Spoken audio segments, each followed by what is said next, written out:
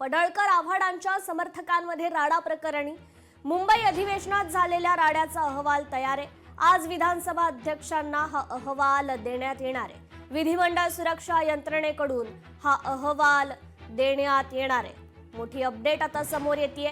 पडळकर आणि आव्हाड यांच्यामध्ये खरतर यांच्या समर्थकांमध्ये जो राडा झाला होता त्या प्रकरणी आता अहवाल तयार आहे। तर मुंबई अधिवेशनात या राड्याचा अहवाल दिला जाणार आहे।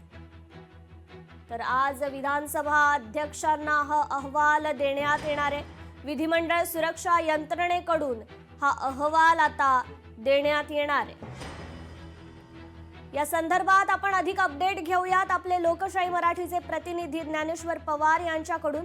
ज्ञानेश्वर, खरतर पडळकर आणि आव्हाड यांच्या समर्थकांमध्ये जोरदार राडा झाला होता आणि याच राड्या प्रकरणी आता अहवाल तयार झालाय। विधानसभा अध्यक्षांना आज हा अहवाल देण्यात येणार आहे। काय या संदर्भात अधिकची अपडेट? अगदीच आपण पाहायला गेलं तर अधिवेशनादरम्यान जे आहे ते दोन्ही नेत्यांच्या कार्यकर्त्यांमध्ये राडा झालेला होता आणि त्यामुळे कुठेतरी विधानसभेची आणि विधान भवनाची जी आहे ते प्रतिमा कुठेतरी मलिन झाल्याचं जे आहे ते एकंदरीत टीका जी आहे ती करण्यात आली होती। त्यानंतर एकूणच संपूर्ण चौकशी जी आहे ती लावण्यात आली होती आणि त्याचा आज अहवाल जे आहे ते एकूणच मागविला जाणार आहे।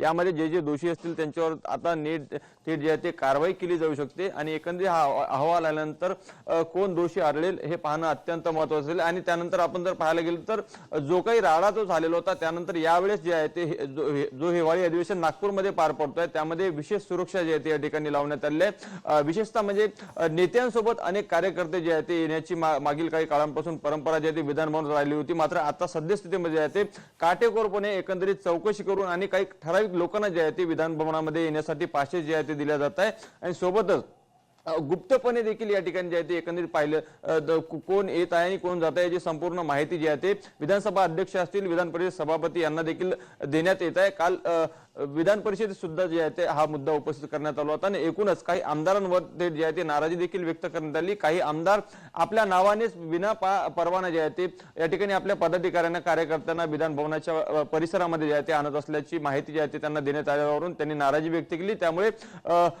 त्याची समज जी आहे ते एकंदरीत आमदारांना दिली गेली। त्यामुळे नक्कीच आपण पाहायला गेलं तर आज या दोन्ही नेत्यांच्या कार्यकर्त्यांमध्ये जो काही राडा झाला होता त्या संदर्भातील आता अहवाल मागविण्यात आलेला आहे आणि अहवालामध्ये नेमकं काय निघतं हे देखील पाहणं अत्यंत महत्त्वाचं असेल। जी, निश्चितच ज्ञानेश्वर, धन्यवाद आपण दिलेल्या या सविस्तर अपडेटसाठी। लोकशाही मराठी ऐका, पहा, जागरूक रहा।